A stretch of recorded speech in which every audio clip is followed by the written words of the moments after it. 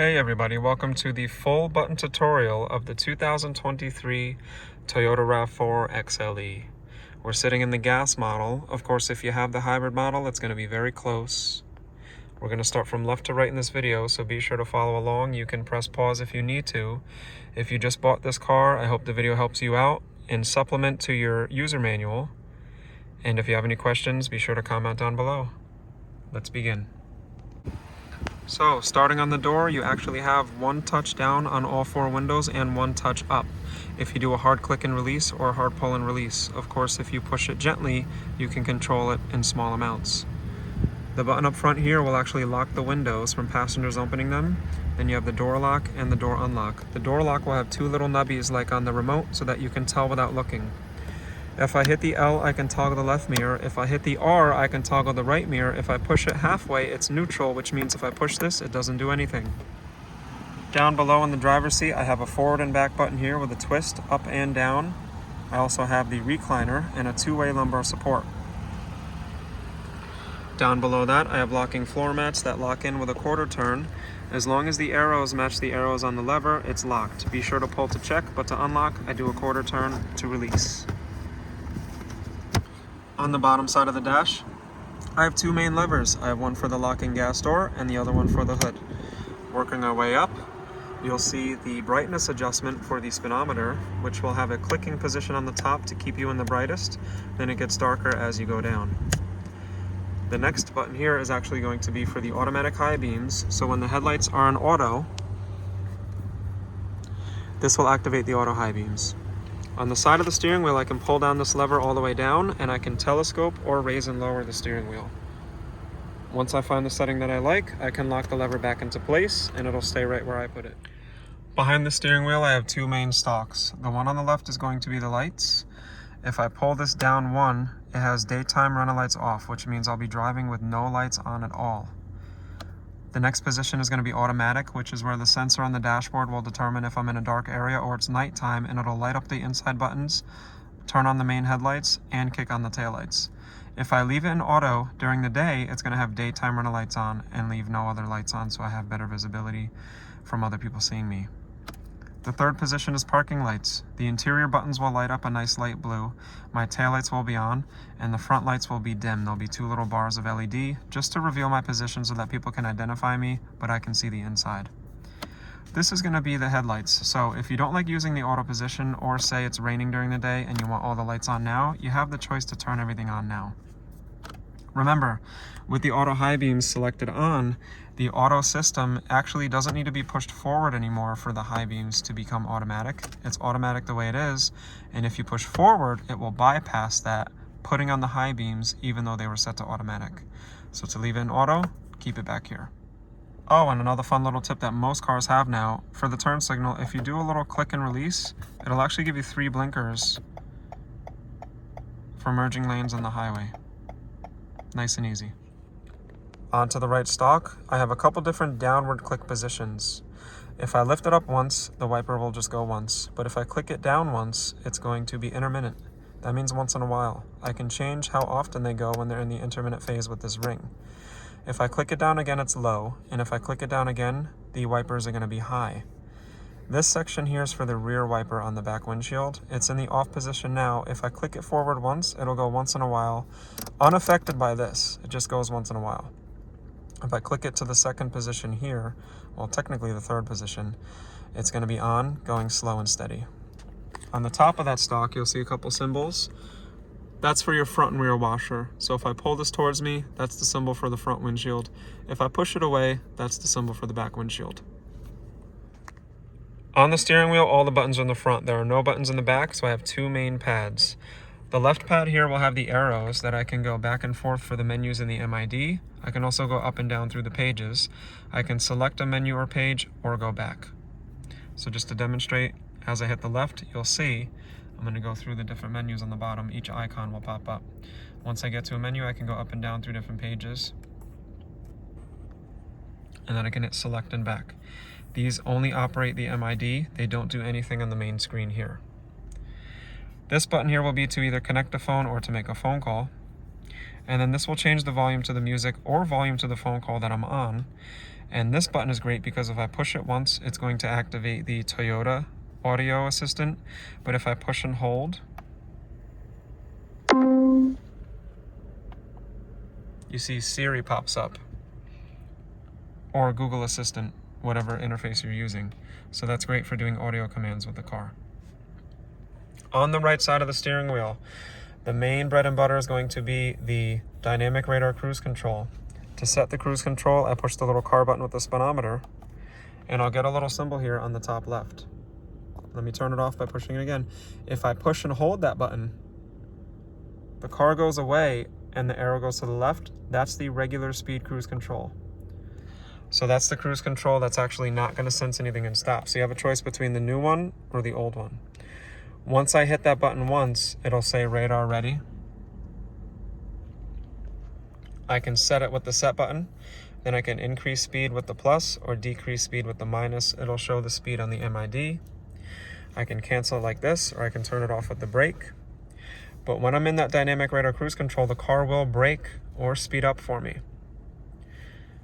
Of course, I can use the following distance setter between 3 different sensitivities to change how close it follows the car in front of me. And with the lane departure alert, for regular driving, it'll have the steering assist that will steer me back in my lane. But when active in the cruise control, this lane departure alert has lane trace assist, which will try to keep me in the center lane. It's not a self-driving car. So if I don't hold the steering wheel, you might see it steer a little bit in the highway. It's going to eventually alert you to grab the steering wheel because it's not a self-driving feature, guys. Keep that in mind. The bottom 2 buttons are focused on music, which has a little bit of symmetry with this side. The bottom 2 buttons here are going to be the seek and track for your songs, and then I have the mode. When I push mode, it'll go through AM, FM, Bluetooth, Sirius, etc. If I push and hold, it's a secret pause/mute button, which is pretty cool. That sums up the steering wheel. Let's move on to buttons by the shifter. So, buttons by the shifter.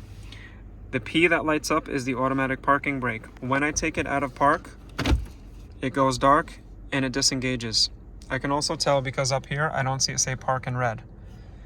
When I put it back in park, within 2 seconds, it'll re-engage, and you'll see it says park in red right down here in the bottom left.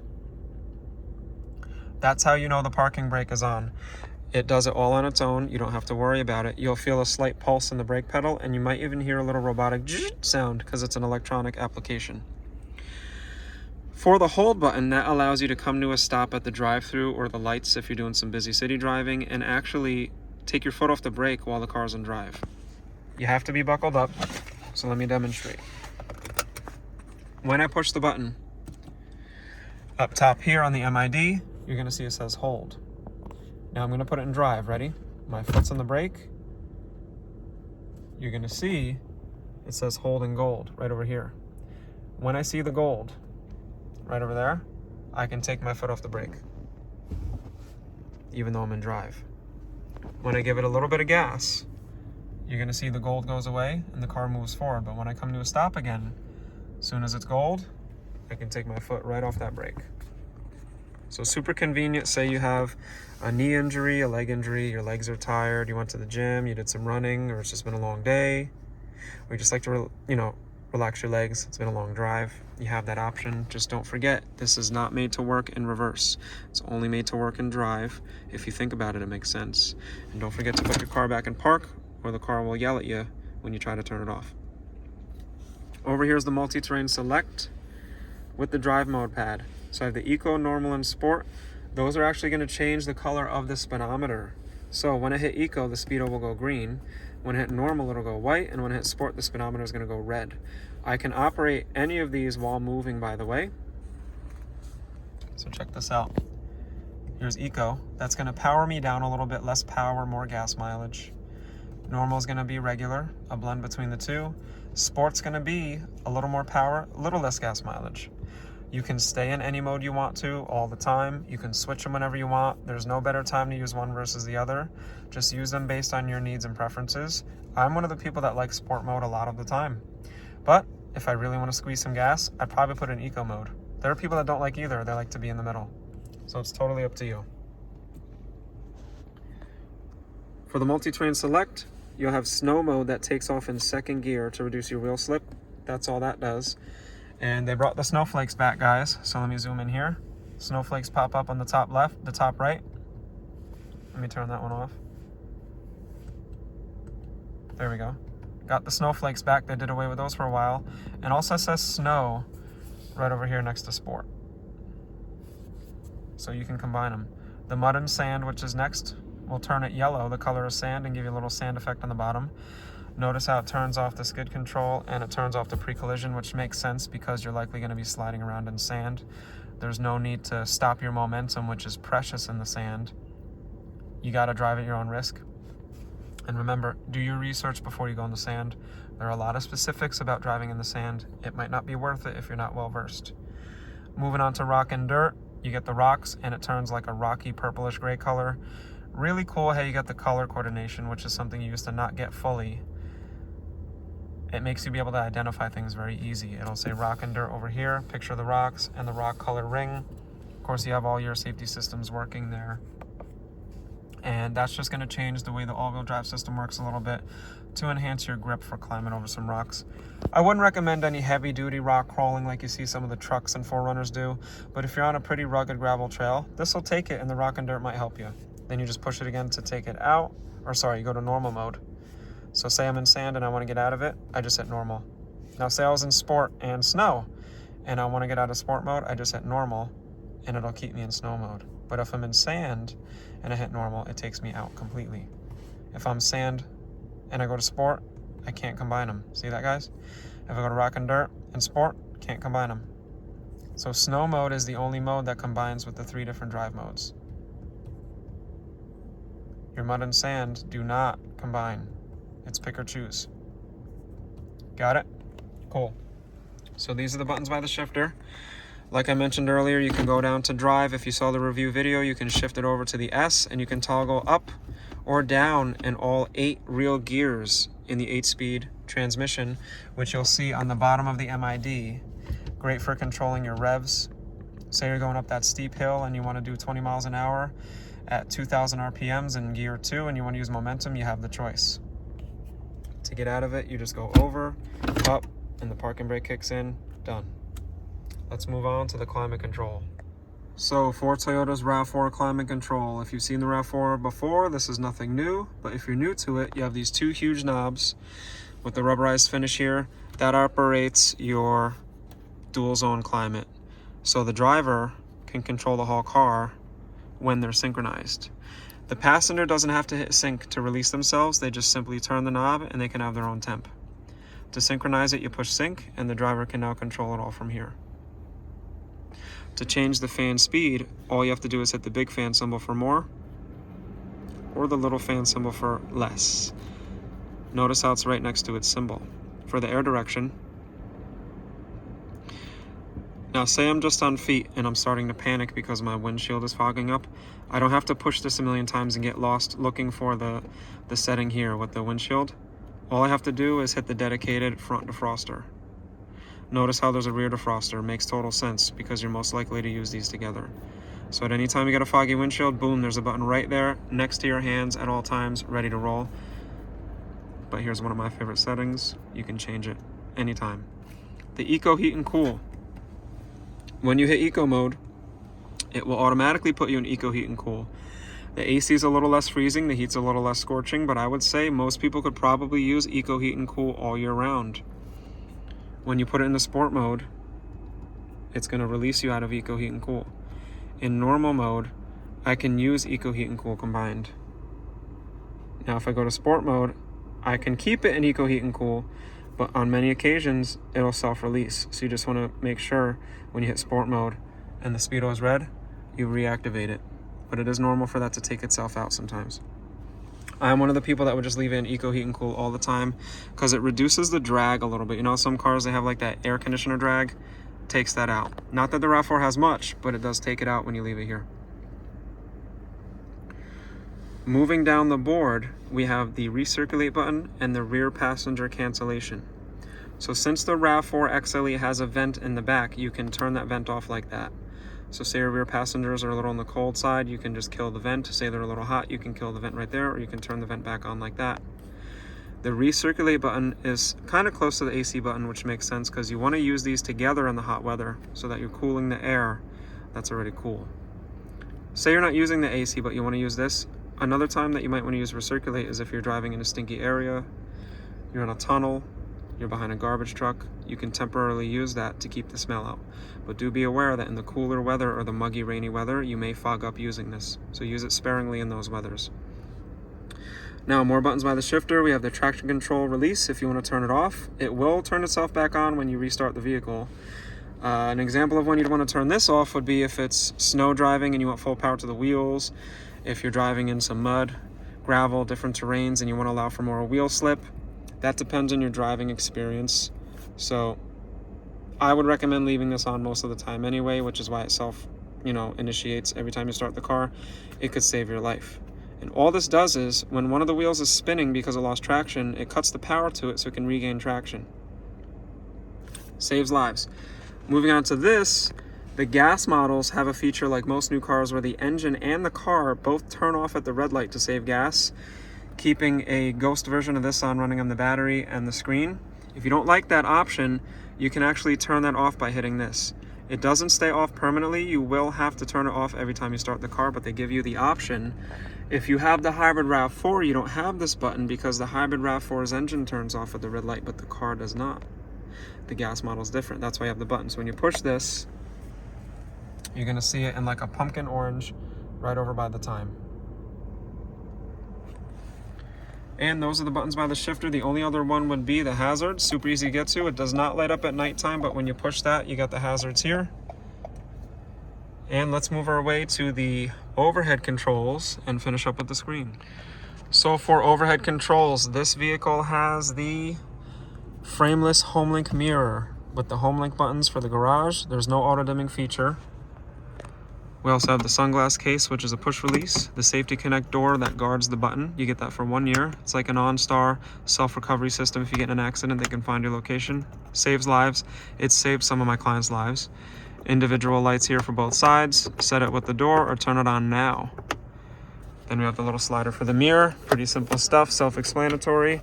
And instead of this sliding around, you have the dedicated slide-out plastic for the awkward sun positions.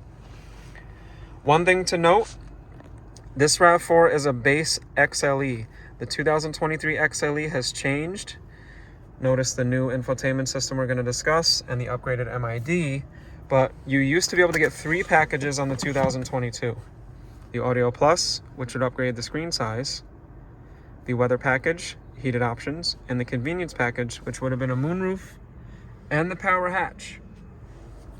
For 2023, they got rid of the Audio Plus. It's an 8-inch screen standard now, no matter what you get. No upgrade size optional at all. But you still have the available Weather Package or Convenience Package. If you had the Weather Package, there will be a heated steering wheel button over here. You can't miss it. It's a picture of a steering wheel. You would also have rain sensing wipers with an auto selection over here and change the rain sensitivity. And then you would get your heated seats, which would be a little button here and a little button here for the heated seats. You'd have high, off, and low for the heated seats. If you also had a RAV4 with the Convenience Package, you'd have the moonroof over here with a sliding shade. You'd also have a button here and a button here. One would be open and close, and the other one would be up and down. I believe the up and down is here to ventilate and close it. And then if you push and hold the open button, you can release and it'll slide open. And then of course, you'd have an additional button on that Convenience Package over here for opening up your hatchback, because it would be a power hatchback.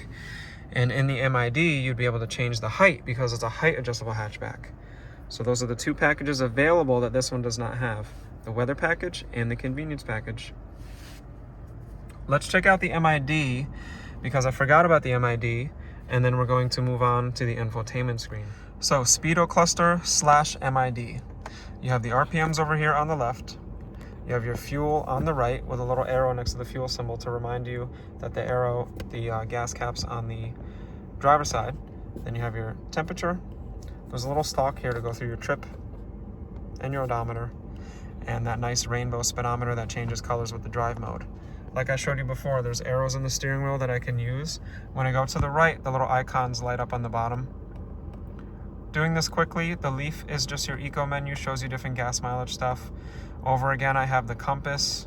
If I go up one page, it just shows me some of my safety sense stuff. I like the compass. Over again, you have the music, so it'll show you what song you were listening to or are listening to. Pastel Ghost is pretty cool, but I listen to everything. Onto the information page, you can see your individual tire pressure on the RAV4, which is great. Lots of people prefer that. I recommend checking tire pressure once a week, once a month, max. All-wheel drive control will actually show you your center of gravity with the little red ball, and it'll show you how much power each wheel is getting. And then your trip summary. Moving along again, this is a bigger page here. You got different settings to stuff. So lane trace assist, pre-collision system. I can turn the blind spot monitor on and off. That's the little orange light in the mirror if somebody's in the blind spot. The rear cross traffic alert will beep if it senses driving behind me, people driving around. That's not parking sonar, which will beep as you get closer to things. The road sign assist, that will read certain road signs and show them on the MID, so you can turn that off if you want to. I can press and hold the OK button to actually change some of the settings to these systems. So I'll show you this. Pre-collision, I can actually change sensitivity and turn it on and off here. Lane trace assist, I can change the sway warning on and off if I'm sleepy. Sensitivity, the lane center I can turn back on. Moving down, vehicle settings, press and hold OK. I can change settings for the auto start stop, tire pressure monitoring system, the rear seat reminder for pets and kids, scheduled maintenance reminders, etc. And the MID settings. I can change the language, units, turn off the eco reminder. That's just a little badge that pops up when you're driving good. And more importantly, I can turn the MID off if I want it to be a little more simple over here. Next menu is the little warning symbol. If the car needs maintenance or there's something actually wrong with it or it senses something up to warn you about, it's going to store it right there, and it'll keep that little orange reminder on the bottom to keep reminding you. And that summarizes the MID. It's pretty simple once you play with it a few times. Let's move on to the famous new software on the wireless CarPlay for the new RAV4. To keep this short and sweet, when you download the Toyota app and activate your account, you'll put your phone number into here, it'll send a code, or you can do the QR code and you get connected with Bluetooth. Bam, you now have the projection without having to plug it in. This is what it looks like for Apple, so you can go through the different apps. You can't really change many settings here with the Apple. You can see your navigation, you can go through your music, phone calls, etc. If you push the little widget sign, you go back to the apps. To get to the Toyota interface, you hit the black symbol here, and this will go to Toyota settings. So without going through the advanced stuff that's really saved for the technicians, you can see the music here. You can do some basic, viewing of things that you can already see in the MID, but I'm trying to keep it short and sweet. When you go down to the bottom here, the fun stuff is vehicle customization. This is where you can change how long the lights stay on when you turn the car off, including your interior lights, your door lock control, so you can change the door lock settings.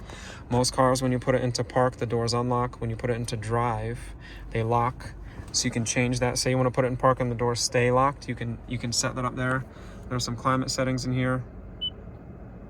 You can check for software updates.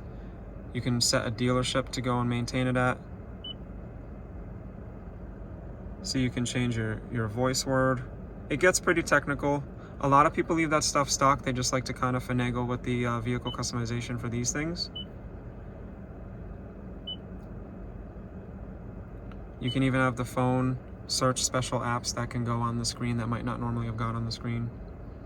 There's not a ton to do here. They really are trying to move you towards this and have you operating most of the stuff through this, which is why we don't even need a home screen anymore. We don't need seek and track. It's all operated through here. Eyes free. While you're looking at the road, you just memorize that. Playing the music, answering the phone calls, doing Siri, Google Assistant. No, I'm not going to show you my personal apps. I'm not going to show you my songs.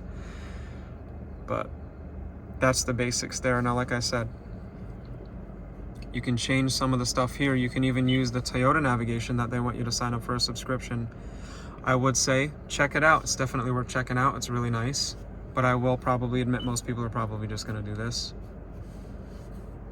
And yeah, it's not as long. You'll notice if you've seen my other tutorial videos, it's not as long and drawn out as the last infotainment system software. It's much more mainstream. It's much more ergonomic. It's faster. It's streamlined, it's nicer. From the beginning, it's a little tough to get connected if you're new to the Toyota app, but once you're used to this, this is a lot better than the last system. So let me know what you think about this. If you want to see really nitty-gritty digging in deep, go to my channel and check out the Tundra or the Highlander button tutorial. I spend a lot more time, but from here on out on these tutorial videos, I'm going to be keeping this short and sweet because there really is not a whole lot to do here besides enjoy your music, make some phone calls, change a couple settings. Say you wanted to change your time. You can go to settings. Oh, sorry, it's not in, there it is. It's in your general settings right there. Simple.